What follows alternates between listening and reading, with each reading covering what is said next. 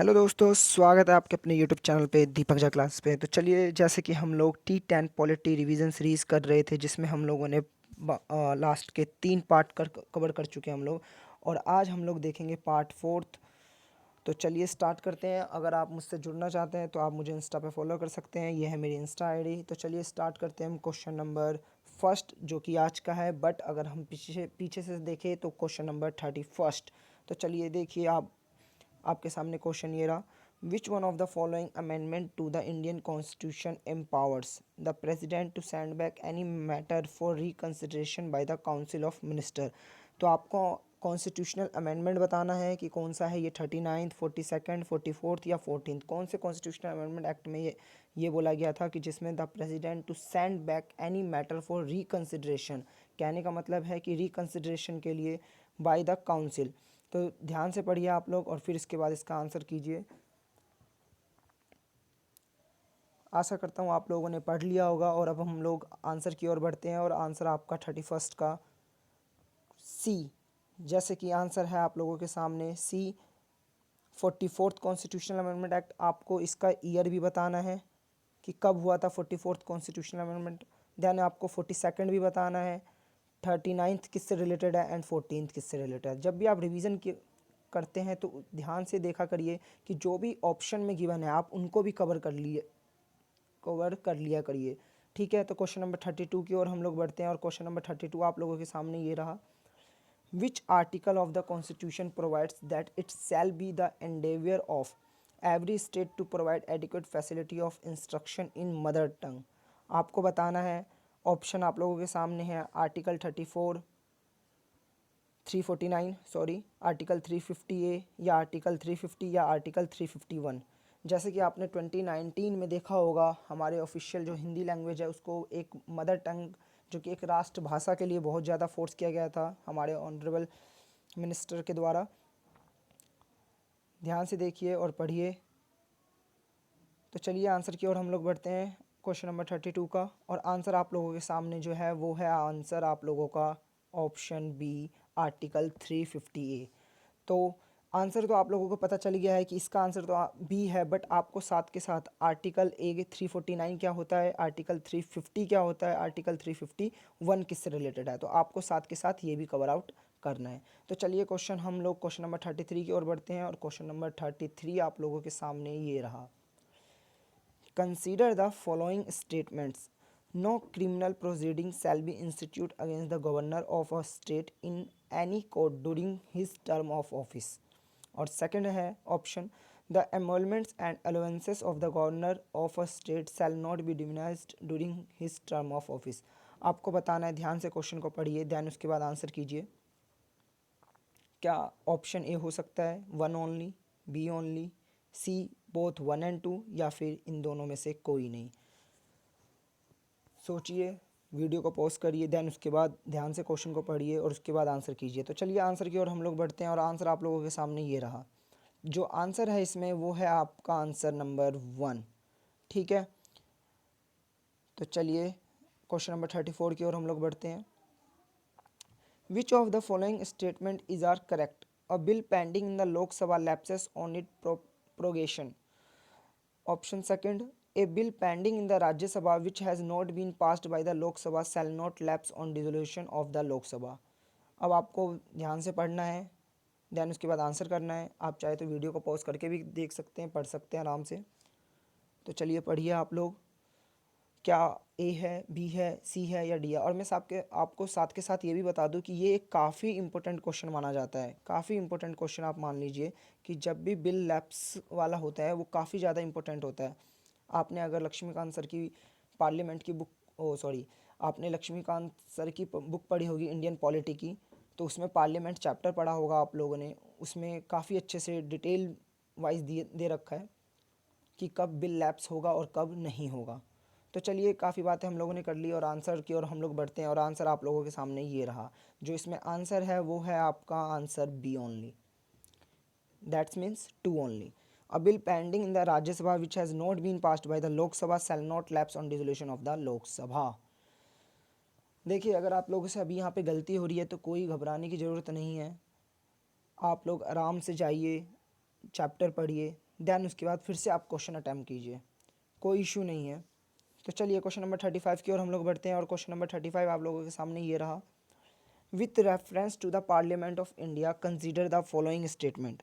अब first, a private member's bill is a bill presented by a member of the parliament who is not elected but only nominated by the president of India. Second, recently a private member's bill has been passed in the parliament of India for the first time in its history. ध्यान से पढ़िए और answer कीजिए आप लोग। तो चलिए answer की ओर हम लोग बढ़ते हैं और आंसर आप लोगों के सामने ये रहा। और आंसर जो है इसमें से कोई भी नहीं है, ठीक है, कोई भी इसमें से नहीं है। आप लोगों को साथ के साथ ये बताना है कि प्राइवेट मेंबर बिल सबसे पहले कब पास हुआ था, ईयर आपको बताना है, ठीक है। तो चलिए आगे बढ़ते हैं और क्वेश्चन नंबर 36 की ओर बढ़ते हैं हम लोग। थोड़ा लेंथी क्वेश्चन मैं कह सकता हूँ, ध्यान से पढ़िएगा, वीडियो पॉज करके देखिए, क्वेश्चन को पढ़िए।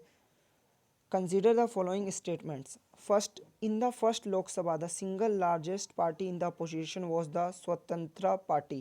क्या पहली ये पार्टी थी अपोजिशन में, ठीक है। Second, in the Lok Sabha a leader of the opposition was recognised for the first time in 1969। क्या लीडर ऑफ अपोजिशन जो है वो आपका फर्स्ट टाइम रिकॉग्नाइज हुए थे 1969 में। Third option, in the Lok Sabha if a party does not have a minimum of 75 members its leader can not be recognise as the leader of opposition. क्या 75 member नहीं होंगे तो क्या वो लीडर ऑफ अपोजिशन नहीं होगा, ठीक है। ध्यान से पढ़िए, ध्यान उसके बाद आंसर कीजिए आप लोग। इसको मैं इरेज कर देता हूँ, आपको पढ़ने में कोई परेशानी ना हो। तो चलिए देखिए, ऑप्शन ए, बी, सी या फिर डी। तो चलिए आंसर की ओर हम लोग बढ़ते हैं और आंसर आप लोगों के सामने ये रहा। और आंसर जो है आपका वो है only for two, only for two. आपको मेरे को ये भी बताना है साथ के साथ कि लीडर ऑफ अपोजिशन के लिए मिनिमम कितने % सीट होना चाहिए, ठीक है। तो चलिए आंसर हमने कर लिया और क्वेश्चन नंबर 37 की ओर हम लोग बढ़ते हैं और क्वेश्चन नंबर 37 आप लोगों के सामने ये रहा। माफ़ करिएगा, ऑफ होगा ये। Which of the following are not necessarily the consequence of the proclamation of the president rule in a state. ध्यान से पढ़िए, अगर आपने इमरजेंसी वाला चैप्टर रीड कर रखा है तो आप आराम से आंसर कर देंगे। Option A, dissolution of the state legislative assembly, removal of the council of minister in the state, या फिर dissolution of the local bodies, ठीक है। आप इसको एलिमिनेट मेथड से भी कर सकते हैं। तो चलिए आंसर की ओर हम लोग बढ़ते हैं और आंसर आप लोगों के सामने ये रहा। और आंसर जो है आपका वो है 1 और 3 ओनली, ठीक है। आशा करता हूँ आप लोगों को समझ में आ रहा होगा। देखिए क्वेश्चन को ध्यान से पढ़िएगा, जैसे कि यहाँ पे क्वेश्चन में नोट पूछा गया था, आप गलती नहीं कर सकते। जब आप क्वेश्चन पढ़ेंगे तो आप बिल्कुल ध्यान से क्वेश्चन को पढ़ेंगे ताकि आप उसमें एक भी माइनर मिस्टेक ना कर सके। और ये जो होती है ये एक माइनर मिस्टेक होती है, ठीक है। तो चलिए हमने 37 आंसर देख लिया है और देन उसके बाद 38 की ओर हम लोग आगे बढ़ते हैं और 38 आपके सामने ये रहा। Consider the following statements. Article 301 pertains to the rights to property. B, मतलब कि second, right to property is a legal right but not a fundamental right. Third, article 300A was inserted in the Constitution of India by the Congress government at the center by the 44th Constitutional Amendment। इनमें से आपको correct बताना है। जब भी आप question को पढ़े तो यहाँ कृपया करके जरूर देखा करें कि करेक्ट पूछा गया है या इनकरेक्ट पूछा गया है। दैन इसके बाद ऑप्शन आप लोगों के सामने ए, बी, सी, डी। क्या वो सिर्फ सेकंड है, क्या वो 2 और 3 है, क्या वो 1 और 3 है, या फिर वो सभी को सही बता रहा है, ठीक है। तो चलिए आंसर की ओर हम लोग बढ़ते हैं और आंसर आप लोगों के सामने आ गया होगा, आप लोगों ने देख लिया होगा। और आंसर जो है, आंसर है आपका ए, ओनली 2, ठीक है। चलिए क्वेश्चन नंबर 39 की ओर हम लोग आगे बढ़ते हैं और question number 39 second last question हमारे डे का। With reference to the constitution of India which one of the following pairs is not correctly matched. अब देखिए यहाँ पे जैसे कि आपसे पूछा गया है नॉट करेक्टली मैच्ड, अब आपको ये बताना है कौन सा करेक्ट इनमें से नहीं है। ठीक है, आप लोगों ने 7th शेड्यूल अगर पढ़ा हो तो उसमें आपके तीन लिस्ट होती है, जिसके अंदर सेंट्रल, स्टेट, यूनियन लिस्ट होती है, सेंटर होती है एंड कॉन्करेंट लिस्ट होती है। कॉन्करेंट में क्या होता है, जहाँ पे सेंटर और स्टेट दोनों मिलके कानून बनाते हैं। कॉन्करेंट में मैं बता चुका हूँ आप लोगों को। देन उसके बाद स्टेट लिस्ट, जिसमें जहाँ पे स्टेट बनाती है, और यूनियन का मतलब जहाँ यूनियन बनाती है। ठीक है, तो आप लोगों को बताना है यहाँ पे कि इनमें से कौन सा करेक्टली मैच्ड नहीं है। ठीक है, क्या फॉरेस्ट कॉन्करेंट के अंदर आता है, क्या स्टॉक एक्सचेंज कॉन्करेंट क्या आता है, क्या post office bank union list के अंदर, या फिर पब्लिक हेल्थ स्टेट लिस्ट। आराम से देखिए, वीडियो को पॉज कर लीजिए चाहे तो पढ़ने के लिए। तो चलिए आंसर की ओर हम लोग आगे बढ़ते हैं, और आंसर आप लोगों के सामने ये रहा, और जो इसमें से सही नहीं था वो है आपका स्टॉक एक्सचेंज। ठीक है, और साथ के साथ आपको ये भी बताना है कि अब स्टॉक एक्सचेंज किसके अंडर आता है, किसके अंदर आता है, क्या वो यूनियन के अंदर आता है ऑप्शन 1, या वो स्टेट के अंदर आता है। ठीक है, चलिए आगे बढ़ते हैं हम लोग, और आगे आपका आज के दिन का आखिरी क्वेश्चन है जो देखते हैं हम लोग, और आखिरी क्वेश्चन आप लोगों के सामने ये रहा, क्वेश्चन नंबर 40। ध्यान से पढ़िएगा। Match list 1 with list 2।